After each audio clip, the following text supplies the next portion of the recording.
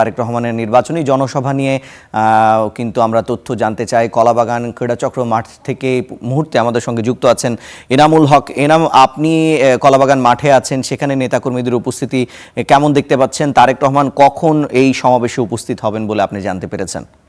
আমি এই মুহূর্তে রয়েছি, আপনি যেটি বলছিলেন, ধানমন্ডির কলাবাগান এলাকায়। এখানে কিছুক্ষণ পরেই উপস্থিত হবেন বিএনপি চেয়ারম্যান তারেক রহমান। তার যে নির্বাচনী জনসভা, সেটির আজকে দ্বিতীয় দিন। গতকাল কিন্তু তিনি বিভিন্ন নির্বাচনী জনসভায় ঢাকার বিভিন্ন আসনে যুক্ত হয়েছিলেন, তিনি নির্বাচনী সমাবেশে যুক্ত হয়েছিলেন, আমরা দেখেছি।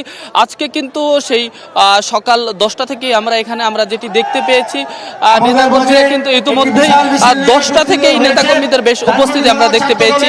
এই যে থানা রয়েছে, ধানমন্ডি থানা, ঢাকা 10 আসনের অন্তর্গত যে থানাগুলো রয়েছে, সেই থানার যে নেতাকর্মীরা রয়েছে তারা কিন্তু সকাল 10টা থেকে এখানে উপস্থিত হয়েছে। আমরা দেখছি নিউ মার্কেট থানা যুবদল এবং বিভিন্ন থানার যে বিভিন্ন অঙ্গ সংগঠনগুলো রয়েছে বিএনপির, তারা কিন্তু এখানে উপস্থিত হয়েছে এবং আমরা তাদের সাথে কথা বলেছি। তারা যেটি বলেছে, তাদের চেয়ারম্যানকে তারা সচক্ষে দেখবে বলে তাদের মাঝে কিন্তু বেশ উৎসাহ উদ্দীপনা বিরাজ করছে।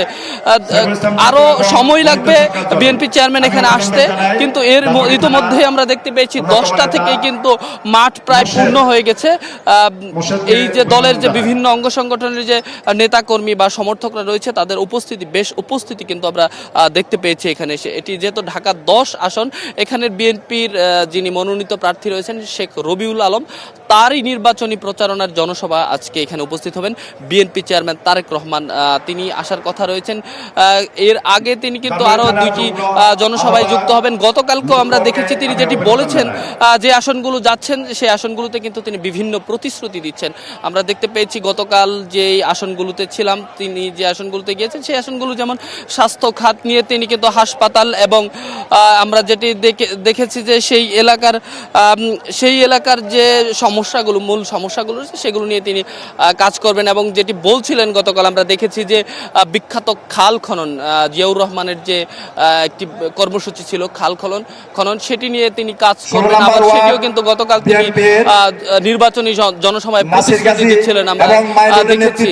এই ছিল আমার কাছে ধানমন্ডি কলাবাগান এলাকা থেকে সবশেষ। আপনাকে ধন্যবাদ। দর্শক, আমরা কলাবাগান মাঠ থেকে আমাদের সহকর্মী এনামের মাধ্যমে জানছিলাম সেখানে তারেক রহমানের আজকে জনসমাবেশ আছে, সেখানে তিনি উপস্থিত হবেন, সেখানকার পরিস্থিতি সম্পর্কে আমরা জানছিলাম।